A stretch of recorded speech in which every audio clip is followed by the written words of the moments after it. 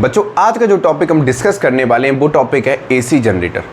इस टॉपिक में बच्चों को बहुत ज़्यादा दिक्कत होती है, बहुत ज़्यादा डर लगता है, टॉपिक सही से समझ में ही नहीं आता है।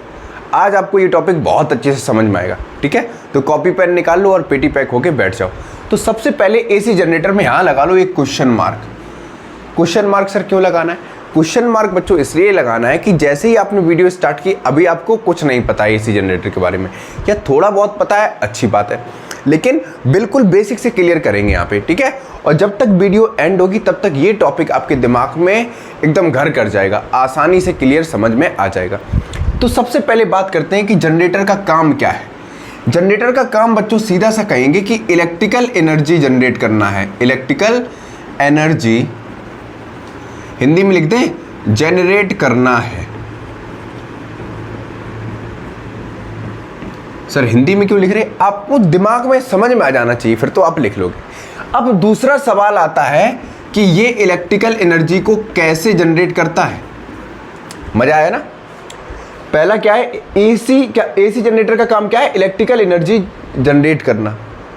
दूसरा कैसे, तो कैसे का तरीका हम थोड़ा बताएंगे, कैसे जनरेट करता है। तो आपने बच्चों देखा होगा कि एक टरबाइन सुना होगा, एक वर्ड सुना होगा आपने, टरबाइन।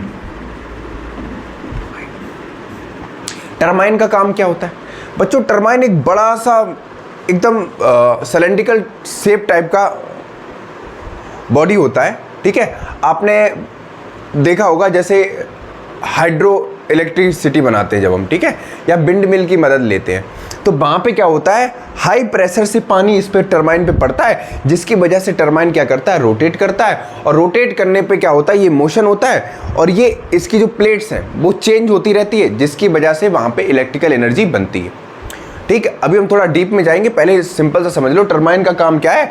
टरबाइन पे प्रेशर पड़ता है, पानी पड़ता है, जिससे ये घूमता है और वो हाइड्रो इलेक्ट्रिसिटी बना लेता है, ठीक है। या विंड मिल में भी टरबाइन लगा होता है, विंड इलेक्ट्रिसिटी बनाते हैं ना तब, ठीक है, वहाँ पे भी टरबाइन लगा होता है। वो टरबाइन क्या करता है, घूमता है, जिसकी वजह से क्या होता है, इलेक्ट्रिकल एनर्जी बनती है।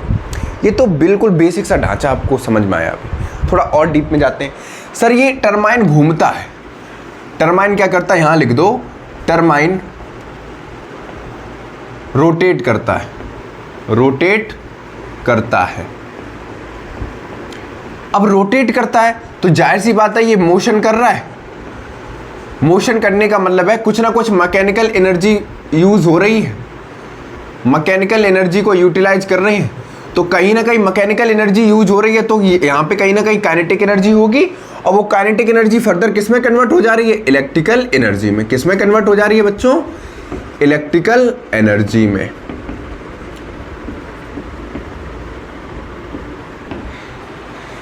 मतलब यहां पे मैकेनिकल एनर्जी का बहुत बड़ा रोल है इलेक्ट्रिकल एनर्जी बनाने में, ठीक, क्लियर। सर ये कैसे पता चला हमको? धीमे धीमे आते हैं टॉपिक पे। तो सबसे पहले जो बच्चों एसी जनरेटर होता है, एसी जनरेटर होता है, ये किस प्रिंसिपल पे बेस्ड है? It is based on the principle, it is based on the principle of electromagnetic induction, electromagnetic induction। अब ये क्या बला है? तो सबसे पहले इलेक्ट्रोमैग्नेटिक इंडक्शन पता होना चाहिए, तब आपको पता चल जाएगा कि एसी जनरेटर काम कैसे करेगा। यहां तक समझ में आया? अब इलेक्ट्रोमैग्नेटिक इंडक्शन के बारे में सबसे पहले बताया माइकल फैराडे ने। एम लिख दे रहे, माइकल फैराडे।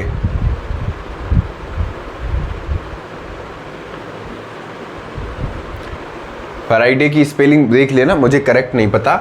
लगभग 200 साल पहले, 200 साल पहले, 200 ईयर्स एगो, इन्होंने क्या बताया इलेक्ट्रोमैग्नेटिक इंडक्शन के बारे में? ऐसे बताया, इन्होंने कहा कि जब भी कोई मैग्नेटिक फील्ड में हम एक कंडक्टिंग वायर प्लेस करेंगे, ठीक है, मैग्नेटिक फील्ड के अंदर अगर हम कोई कंडक्टिंग वायर प्लेस करेंगे और उस कंडक्टिंग वायर को हम ऊपर नीचे करेंगे, तो उस वायर में क्या होता है, इंड्यूस्ड करंट जनरेट होता है, इंड्यूस्ड करंट जनरेट होता है। फिर से बता रहा हूं, मतलब ऐसे समझ लो, ये रहा नॉर्थ पोल, ये रहा साउथ पोल, तो इनके बीच में क्या है, मैग्नेटिक फील्ड लाइंस है, और इन्हीं मैग्नेटिक फील्ड लाइंस के बीच में अगर हम कोई कंडक्टिंग वायर रख देंगे तो वो कंडक्टिंग वायर कैसे बिहेव करेगा, एज अ इंड्यूस्ड करंट। समझ में आया? और इसी फिनोमेना को बोलते हैं इलेक्ट्रोमैग्नेटिक इंडक्शन। अभी धीमी बात करेंगे, इलेक्ट्रोमैग्नेटिक इंडक्शन क्या है, ऐसे समझ लो नए तरीके से, जब कोई कॉइल को हम मैग्नेटिक फील्ड लाइंस के अंदर प्लेस करते हैं तो वो कॉइल क्या होता है, रोटेट होता है, ठीक है, या स्पिन होता है। स्पिन का मतलब घूमता है, और उस मैग्नेटिक फील्ड की वजह से कॉइल जब घूमता है तो उसमें इंड्यूस करंट क्या हो जाता है, डेवलप हो जाता है। इतनी बात समझ में आई? ठीक। एक और वर्ड होता है बच्चों, एक होता है इंडक्शन, दो तरह का है, ऐसे समझो, इंडक्शन दो तरह का है बच्चों। एक है इलेक्ट्रोस्टैटिक इंडक्शन, इलेक्ट्रोस्टैटिक इंडक्शन, और दूसरा है electromagnetic induction, electromagnetic induction. Electromagnetic induction समझ में आ गया? सर इलेक्ट्रोस्टैटिक इंडक्शन का मतलब क्या है? इलेक्ट्रोस्टैटिक का मतलब होता है रेस्ट, स्टैटिक का मतलब क्या होता है बच्चों, रेस्ट। ठीक है, मतलब जब कोई चार्ज बॉडी को, ठीक है, जब कोई चार्ज बॉडी को कंडक्टर के पास लेके आएंगे, इलेक्ट्रोस्टैटिक इंडक्शन समझा रहा हूं, जब कोई चार्ज बॉडी को कंडक्टर के पास लेके आएंगे, अब कंडक्टर का मतलब क्या है, कंडक्टर के पास क्या होते हैं, फ्री इलेक्ट्रॉन्स होते हैं, तो उस चार्ज बॉडी से, ठीक है, कंडक्टर में क्या हो जाते हैं, इलेक्ट्रॉन ट्रांसफर हो जाते हैं, मतलब वहां पे क्या होता है, इलेक्ट्रिक चार्ज डेवलप होता है, और उस प्रोसेस को बोलते हैं इलेक्ट्रोस्टैटिक इंडक्शन। ठीक है, क्लियर हो गया? ठीक, इतना समझ में आया? इतना फटाफट पहले नोट कर लो, ऐसे स्क्रीनशॉट लो, फिर आगे बढ़ते हैं। ठीक है, जल्दी नोट करो फटाक से।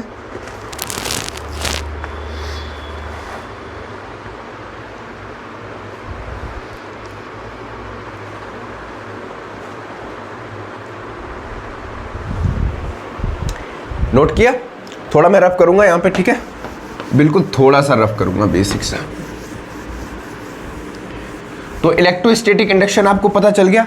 अब आपने देखा होगा कि कुछ जनरेटर ऑटोमेटिक घूमते हैं, कुछ एसी जनरेटर कैसे होते हैं, ऑटोमेटिक घूमते हैं। ऑटोमेटिक रोटेट करने का मतलब बच्चों सीधा सा है कि इनके पास केमिकल एनर्जी है। क्या है? केमिकल एनर्जी है, और ये केमिकल एनर्जी की मदद से क्या बनाते हैं, इलेक्ट्रिकल एनर्जी बनाते हैं। क्लियर हो गया? आई बात समझ में? ठीक है, लेकिन एसी जनरेटर किस फिनोमेना पे बेस्ड है, इलेक्ट्रोमैग्नेटिक इंडक्शन पहला हो गया, it is based on the principle of electromagnetic induction. और क्या बोलोगे, AC generator converts mechanical energy into electrical energy. समझ में आया? क्लियर हो गया? इतना क्लियर है? ठीक है, आगे बढ़ते हैं। अब बच्चों कहानी ऐसे समझो, यहाँ पे मैंने लगाया नॉर्थ पोल, यहाँ पे बना दिया साउथ पोल। हम पहले धीमे से समझाएंगे, ठीक है। आपको पता है कि मैग्नेटिक फील्ड लाइंस ऐसे ऐसे नॉर्थ टू साउथ जाएंगी, ठीक है। हमने क्या किया, यहाँ पे कंडक्टिंग वायर रख दिया। अब ये कंडक्टिंग वायर कैसे बिहेव करेगा, एज अ इंड्यूस्ड करंट, इसमें इंड्यूस करंट डेवलप हो जाएगा। अब इसी कंडक्टिंग वायर को हमने क्या कर दिया, रिप्लेस कर दिया एक आर्मेचर कॉइल से। ध्यान से समझना, किससे रिप्लेस कर दिया, एक आर्मेचर कॉइल से। और इस आर्मेचर कॉइल पे हमने लगा दी यहाँ पे दो स्लिप रिंग। ध्यान से सुनो, मैंने क्या किया, जो कंडक्टिंग वायर था उसको रिप्लेस कर दिया एक ऐसे एक आर्मेचर कॉइल लिया, ठीक है। इसको नाम दिया आर्मेचर कॉइल। ध्यान से समझो, बस बुक में डायग्राम है, आपको समझ में आ जाएगा। नॉर्थ पोल था, इधर साउथ पोल है, इधर से मैग्नेटिक फील्ड लाइंस जा रही हैं, और बीच में रख दिया आर्मेचर कॉइल, ठीक है। अब मैग्नेटिक फील्ड लाइंस है, जाहिर सी बात है कि यहाँ पे आर्मेचर कॉइल ये घूमेगी, ठीक। अब घूमने के लिए मान लो यहाँ पे हमने एक हैंडल लगा दिया, क्योंकि हम मैकेनिकल एनर्जी से कन्वर्ट कर रहे हैं किसमें, इलेक्ट्रिकल एनर्जी में, ठीक। हमने यहाँ पे लगा दिया एक एक्सेल। एक्सेल का मतलब होता है बच्चों हैंडल लगा दिया यहाँ पे, ठीक है। ध्यान से सुनो, यहाँ पे लगा दिया स्लिप रिंग। स्लिप रिंग का मतलब आप समझ लो, कड़ा नहीं पहन तो कड़ा, वैसे ही होता। और इस स्लिप रिंग से हमने कनेक्ट कर दिया एक ब्रश को, ठीक है। इस ब्रश को नाम दिया गया कार्बन ब्रश, कार्बन ब्रश। और ये है स्लिप रिंग S1 और ये है स्लिप रिंग S2, ठीक है, स्लिप रिंग। इतना समझ में आया? और इस ब्रश को दोनों एंड को हमने किससे कनेक्ट कर दिया, यहाँ पे इलेक्ट्रिकल बल्ब से, ठीक है। ये क्या है हमारा, इलेक्ट्रिक बल्ब है। जाहिर सी बात है यहाँ पे नॉर्थ पोल, यहाँ पे साउथ पोल। ध्यान से सुनना, जैसे ही हम हैंडल से क्या करेंगे, इसको रोटेट करेंगे, तो जाहिर सी बात है मैग्नेटिक फील्ड लाइंस चेंज होंगी, क्योंकि ये आर्मेचर कॉइल घूमेगा। कैसे घूमेगा? क्लॉकवाइज। ठीक है, कैसे घूमेगा? क्लॉकवाइज। ठीक, अभी मैं सब बताऊंगा कि इस इंड्यूस करंट की डायरेक्शन कैसे पता लगाएंगे, वो सब मैं बता दूंगा। अभी पहले इतना समझो कि नॉर्थ पोल से साउथ पोल की तरफ जाहिर सी बात है मैग्नेटिक फील्ड लाइंस जा रही हैं। जैसे ही आर्मेचर कॉइल घूमेगा, जब ये घूमेगा तो इसकी मैग्नेटिक फील्ड लाइंस चेंज होंगी। ध्यान से सुनो, मैग्नेटिक फील्ड लाइन चेंज होंगी। मैग्नेटिक फील्ड लाइंस चेंज होंगी। चेंज होने से क्या होगा? इंड्यूस्ड करंट डेवलप होगा। इंड्यूस्ड करंट डेवलप होगा।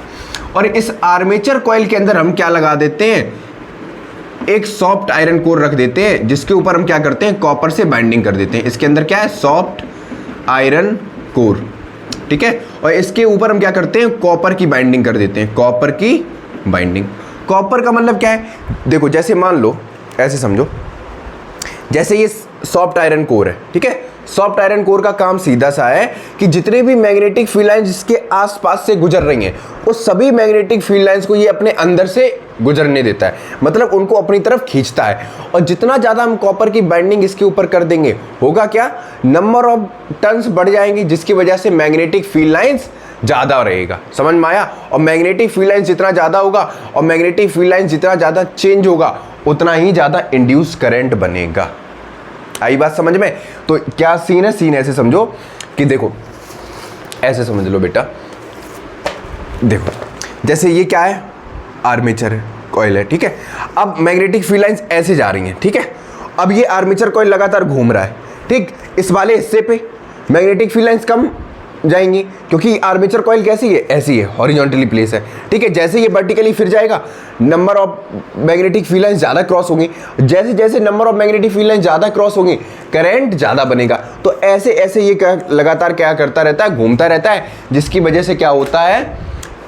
मैग्नेटिक फील्ड लाइंस चेंज होने की वजह से इंड्यूस करंट बन जाता है। इतनी बात समझ भाई? वापस से समझाते हैं। देखो यहाँ पे क्या किया हमने, ये आर्मेचर कॉइल घूमेगा, जिसकी वजह से मैग्नेटिक फील्ड लाइंस चेंज होगी, करंट बनेगा। अब नीचे देखो, स्लिप रिंग का काम क्या है? मैंने यहाँ पे स्लिप रिंग इसलिए लगाई क्योंकि इस स्लिप रिंग के अंदर से हमने क्या कर दिया? वायर डाल दिया। ठीक है, एक वायर पॉजिटिव से, एक वायर नेगेटिव से। अब दोनों वायर यहाँ पे डाल दिए। अब कार्बन ब्रश का काम क्या है? कार्बन ब्रश का काम सीधा सा इतना है कि ये इससे देखो, ये कांटेक्ट बनाता है स्लिप रिंग से बल्ब के बीच में। ठीक है, ये कंडक्टर का काम करता है। करंट यहाँ से यहाँ पे पास होगा। ठीक है, ये कनेक्ट करता है स्लिप रिंग से बल्ब को। समझ में आया? जिसमें क्या है? वायर रखा है। अब इस स्लिप रिंग के अंदर लगातार वायर क्या करता है? घूमता रहता है, क्योंकि आर्मेचर कॉइल अगर घूमेगी और वायर सीधे सीधे डाल दिए, अगर स्लिप रिंग ना लगाएं, तो जैसे ये घूमेगा तो वायर क्या करेंगे? ओवरलैप करेंगे, एक दूसरे के ऊपर आएंगे और वायर क्या हो जाएंगे? टूट जाएंगे, करंट नहीं बनेगा। तो इस स्लिप रिंग के अंदर क्या होता है? वायर घूमता रहता है। कैसे घूमेगा? जैसे मान लो ये स्लिप रिंग है। ठीक है, इसके अंदर हमने वायर डाल दिया। अब स्लिप रिंग घूम रही है, तो वायर भी अंदर ही अंदर घूम रहा है, जिसकी वजह से इसमें गांठ नहीं लगेगी। गांठ नहीं लगेगी तो टूटेगा नहीं। समझ में आया? इस स्लिप रिंग से क्या गया? एक वायर यहाँ पे गया, दूसरी स्लिप रिंग से एक वायर यहाँ पे गया कार्बन ब्रश की मदद से। ठीक है, और यहाँ पे हमने लगा दिया बल्ब। जैसे ये लगातार कॉइल घूमेगी, बल्ब क्या करेगा? ग्लो करेगा। समझ में आ गया? तो ये पूरा प्रिंसिपल था एसी जनरेटर का। एसी जनरेटर होता क्या है? सीधा सा बोलोगे, it convert mechanical energy into electrical energy. ठीक है, it is based on the principle of electromagnetic induction. Electromagnetic induction क्या होता है? इलेक्ट्रोमैग्नेटिक इंडक्शन वो फिनोमेना होता है जब कोई मैग्नेटिक फील्ड लाइंस के अंदर हम क्या करते हैं? एक कंडक्टिंग वायर प्लेस करते हैं और उसको ऊपर नीचे करते हैं, जिसकी वजह से क्या होता है? वो कंडक्टिंग वायर कैसे बिहेव करता है? As a induce charge. अब वहां पे कंडक्टिंग वायर की वजह से हमने एक कॉइल प्लेस कर दी। अब वो कॉइल क्या करेगी? घूमेगी, जिसकी वजह से मैग्नेटिक फील्ड लाइंस चेंज आएंगी। मैग्नेटिक फील्ड लाइंस चेंज होंगी तो इंड्यूस करंट बनेगा। आई बात समझ में? ये पूरा स्ट्रक्चर समझ में आ गया? कोई तकलीफ? अब मैंने बताया था लास्ट में कि हम इसकी इंड्यूस करंट की डायरेक्शन कैसे पता लगाएंगे।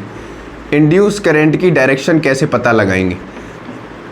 ठीक है, तो वो डायरेक्शन पता लगाएंगे बच्चों फ्लेमिंग राइट हैंड रूल से।